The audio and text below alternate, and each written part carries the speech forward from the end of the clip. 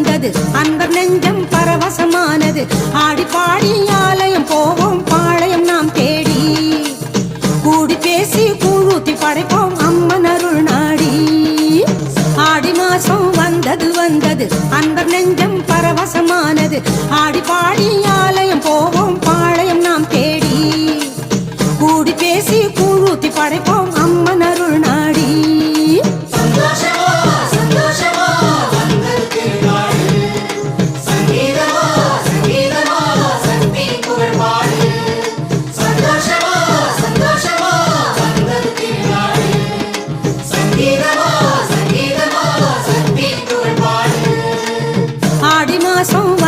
வந்தது அன்பர் நெஞ்சம் பரவசமானது.